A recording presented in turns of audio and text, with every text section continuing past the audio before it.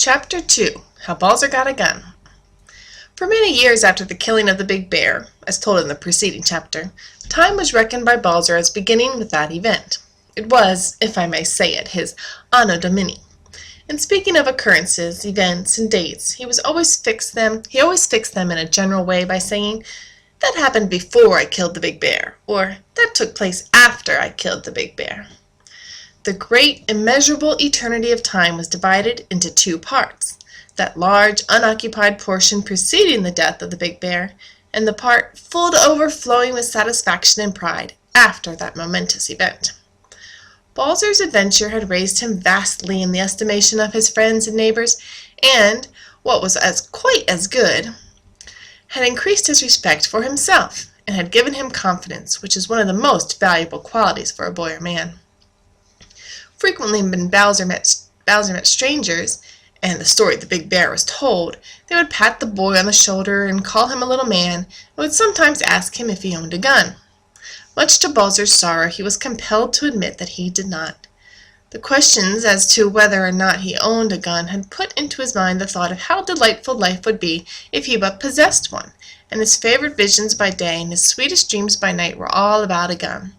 One not so long nor so heavy as his father's, but of the shorter, lighter pattern known as a smooth-bore carbine. He had heard his father speak of this gun, and of its effectiveness at short range. And although at long distances it was not so true of aim as his father's gun, still he felt confident that, if he but possessed the coveted carbine, he could, single-handed and alone, exterminate all the races of bears, wolves, and wildcats that inhabited the forest round about, and pestered the farmers with their depredations. But how to get the gun? That was the question. Balzer's father had received a gun as a present from his father when Balzer Sr. had reached the advanced age of 21, and it was considered a rich gift. The cost of a gun for Balzer would equal half of the sum total that his father could make during an entire year. And although little Balzer looked forward in fond expectation to the time when he should be 21 and receive a gun from his father, yet he did not even hope that he would have one before then, however much he dreamed about it. Dreams cost nothing, and guns were expensive, too expensive even to be hoped for. So Balzer contented himself with inexpensive dreams, and was willing, though not content, to wait. But the unexpected usually happens at an unexpected time and in an unexpected manner. About the beginning of the summer after the killing of the big bear, when Balzer's father had laid by his corn and the little patch of wheat had just begun to take on a golden brown, as Dew noticed that it was nearly ready to be harvested, there came a few days of idleness for the busy farmer. Upon one of those rare idle days, Mr. Brent and Balzer went down the river on a fishing and hunting expedition. There was but one gun in the family, therefore Balzer could not hunt when his father was with him. So he took his fishing rod and did great execution among the finny tribe, while his father watched along the river for game as it came down to drink. Upon the day mentioned, Balzer and his father had wandered down the river as far as the Michigan road, and Mr. Brent had left the boy near the road fishing, after telling him to go home in an hour or two, and that he, Mr. Brent, would go by another route, and be home in time for supper. So Balzer was left by himself, fishing at a deep hole perhaps 100 yards north of the road. This was at a time when the river was in flood, and the ford where travelers usually crossed was too deep for passage.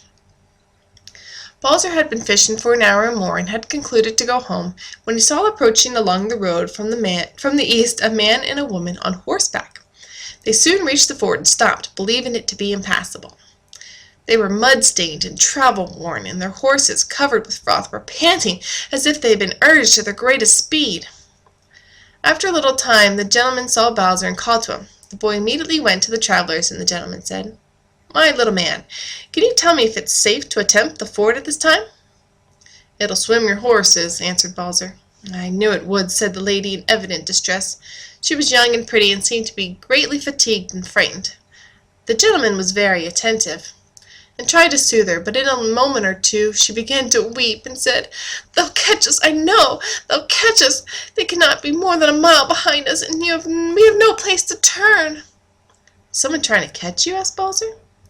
The gentleman looked down at the little fellow for a moment, and was struck by his bright, manly air.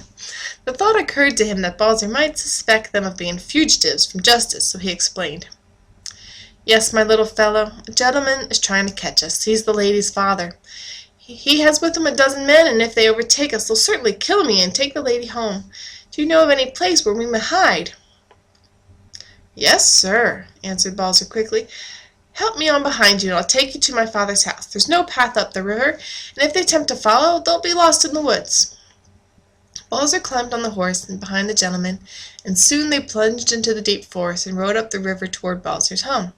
The boy knew the forest well, and in a short time the little party of three was standing at the hospitable cabin door. Matters were soon explained to Balzer's mother, and she, with true hospitality, welcomed the travelers to her home. During the conversation Balzer learned that the gentleman and lady were running away that they might be married, and, hoping to finish a good job, the boy volunteered the advice that they should be married that same afternoon under his father's roof. He also offered to go in quest of a preacher who made his home some 2 miles to the east. The advice and the offer of services were eagerly accepted, and the lady and gentleman were married that night and remained a few days at the home of Mr. Brent until the river was low enough to cross. The strangers felt grateful to the boy who had given them such timely help, and asked him what they could do for him in return. Balzer hesitated a moment and said, "There's only one thing I want very bad, but it would cost so much there's no use to speak of it." "What is it, Balzer? Speak up, and if it is anything I can buy, you shall have it." A gun, a smooth-bore carbine. I'd rather have it than anything else in the world." "You shall have it if there's one to be bought in Indianapolis. We're going there, and we'll return in a week or 10 days, and you shall have your carbine if I can find one." Within 2 weeks after his conversation, Balzer was the happiest boy in Indiana, for he owned a carbine, 10 pounds of fine powder, and lead enough to kill every living creature within a radius of 5 miles. Of course, the carbine had to be tested at once, so the day after he received it, Balzer started out with his father on a hunting expedition, fully determined in his own mind to kill a bear twice as large as the first. They took with them cornbread and dried venison for dinner, and started east toward Con's Creek, where the houses of the settlers were thinly scattered and game plentiful. They had with them 2 faithful dogs, Tige and Prince. Balzer considered these dogs the most intelligent animals that walked on 4 feet. They were deer hounds with a cross of bulldog, and were swift of foot and very strong.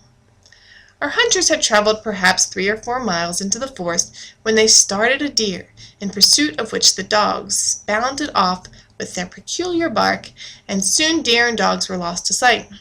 Balzer and his father listened carefully for the voices of the dogs, for should the deer turn at bay, the dogs, instead of the quick bark, to which they gave voice in the chase, would utter a long, drawn-out note, half howl, half yelp. The bay of the hounds had died away in the distance, and Balzer and his father had heard nothing of them for 2 or 3 hours. The hunters had seen other deer as they walked along, but they had been unable to obtain a shot. Smaller game was plentiful, but Balzer and his father did not care to frighten away large game by shooting at squirrels or birds. So they continued their walk until they reached the bank of Con's Creek, near the hour of noon. By that time Balzer's appetite was beginning to call loudly for dinner, and he could not resist the temptation to shoot a squirrel, which he saw upon a limb of a neighboring tree. The squirrel fell to the ground and was soon skinned and cleaned. Balzer then kindled a fire, and cutting several green twigs, sharpened the ends and fastened small pieces of squirrel upon them. He next stuck the twigs in the ground so that they leaned toward the fire, with the meat hanging directly over the blaze. Soon the squirrel was roasted to a delicious brown, and then Balzer served dinner to his father, who was sitting on a rock nearby. The squirrel, the cornbread, and the venison quickly disappeared, and Balzer, if permitted to do so, would have found another squirrel and have cooked it. Just as dinner was finished, there came from a long way upstream the howling bark of Tige and Prince, telling, plainly as if they had spoken English, that the deer was at bay. Thereupon Balzer quickly loaded his gun, and he and his father looked carefully to their primings.